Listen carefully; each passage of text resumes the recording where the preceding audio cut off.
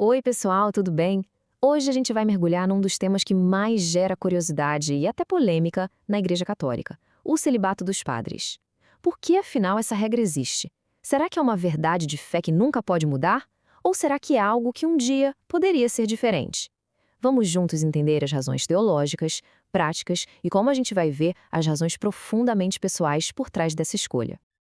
Então vamos direto ao ponto. A pergunta que todo mundo faz: por que na tradição da Igreja Católica Latina, um homem que decide ser padre também abre mão do casamento? A resposta é bem mais complexa do que um simples não pode, e na verdade, ela toca no coração do que significa ser um sacerdote. O primeiro ponto, e talvez o mais crucial para a gente entender toda essa conversa, é o seguinte: o celibato dos padres não é o que a igreja chama de dogma, ele é uma disciplina. E a diferença entre essas duas palavras é gigante e já explica muita coisa. Pensa assim, ó. Um dogma, tipo a ressurreição de Cristo, é como se fosse um pilar de concreto na fundação de um prédio. É uma verdade de fé que a igreja acredita ser imutável. Já uma disciplina é mais como uma regra de convivência do prédio. É uma norma importante, estabelecida pela igreja, mas que, por não ser uma ordem divina direta, teoricamente, poderia ser revista no futuro. E se a gente olha para a história, fica claro que foi uma evolução. Lá no comecinho da igreja, não era uma regra universal. O próprio apóstolo Pedro tinha uma sogra, né? A Bíblia fala disso, o que indica que ele era casado.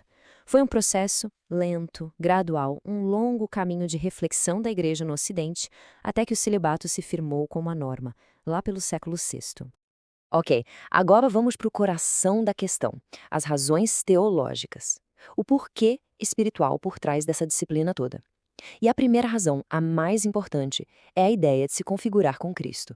Ou seja, de se parecer com Ele. Basicamente, a gente pode resumir em 3 pontos. Primeiro, a igreja entende que o padre age na pessoa de Cristo. Então, sendo celibatório como Jesus foi, ele se une mais a essa identidade. Segundo, o celibato permitiria um amor indiviso, sabe? Um coração sem divisões, totalmente focado em servir a igreja e a comunidade. E por último, ele é visto como um sinal do céu, um jeito de lembrar aqui na terra da vida eterna, onde, segundo o Evangelho, as pessoas não se casarão. E essa ideia de um amor indiviso não é nova, não. Ela tem uma base bíblica bem forte. Como nessa passagem de São Paulo, ele faz uma observação bem prática. Uma pessoa casada, naturalmente divide suas preocupações entre a família e as coisas de Deus. Já a pessoa solteira, segundo ele, pode se dedicar por inteiro às coisas do Senhor. É exatamente essa dedicação total que o celibato busca viver. Agora, saindo um pouco da teologia, existe uma razão bem prática e talvez a mais forte de todas: a disponibilidade. A ideia de que o celibato deixa o padre livre para uma vida de serviço radical, sabe? Totalmente disponível para sua comunidade. E olha, essa perspectiva do padre Juarez é muito poderosa. Para ele, a quebra do voto não é só uma questão física, é uma questão de propósito. Ele diz que, se um padre abre a mão de ter uma família para estar disponível e depois vive dizendo, não tenho tempo, ele está traindo a essência do próprio sacrifício que fez. É forte, né? E essa comparação aqui deixa a diferença bem clara. A prioridade de uma pessoa casada é, e tem que ser, seu parceiro ou parceira e seus filhos. Já a prioridade do padre se expande para a comunidade inteira. O tempo, a energia, o foco emocional, tudo é direcionado para que ele possa ser um pai espiritual para muita gente, em vez de ser um pai biológico para alguns. Mas é claro que toda essa teologia, toda essa praticidade tem um custo humano, um custo bem profundo. E para a gente entender isso de verdade, nada melhor do que uma história real. Vamos conhecer o Padre Christian e o sacrifício que a vocação dele exigiu.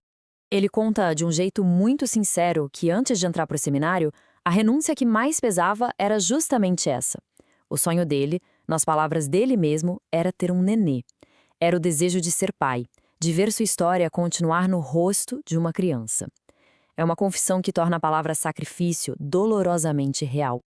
E aí, no meio dessa dor, ele conta que fez um tipo de pacto com Deus. Ele decidiu transformar essa renúncia numa missão.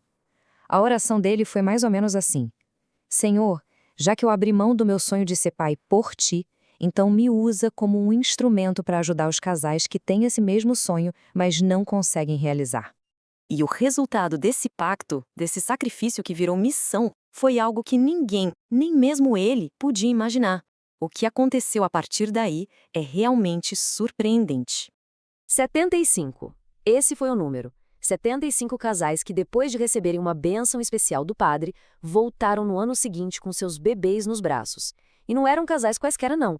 Muitos tinham laudos médicos dizendo que não podiam ter filhos. O resultado, claro, deixou todo mundo chocado. Mas de todas as histórias, a que mais marcou o padre foi a de uma médica.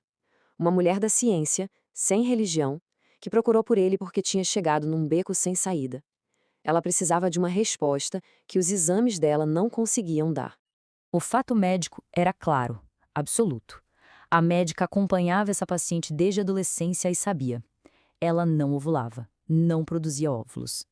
A chance de uma gravidez natural era considerada pela medicina impossível. E então veio o desfecho inacreditável. A médica disse para o padre, e mesmo assim ela apareceu no meu consultório, grávida. E o mais louco, até hoje os exames mostram que ela continua não ovulando. Eu não tenho explicação para isso. Onde a ciência da médica encontrou um muro, a fé do padre encontrou uma resposta, o fruto do sacrifício dele. O que nos leva a uma reflexão final, né? A história do padre Christian mostra o celibato como um sacrifício imenso, a renúncia a um sonho humano fundamental. Mas, ao mesmo tempo, essa mesma renúncia se transformou num dom, numa fonte de vida para dezenas de outras pessoas. Então, no fim das contas, o que é o celibato?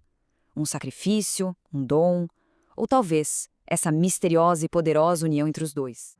Se você gostou desse vídeo e tem mais dúvidas e gostaria de esclarecer, se inscreva no nosso canal, acompanhe os nossos vídeos e aprenda com os nossos catequistas. Catequizando o Filho de Deus.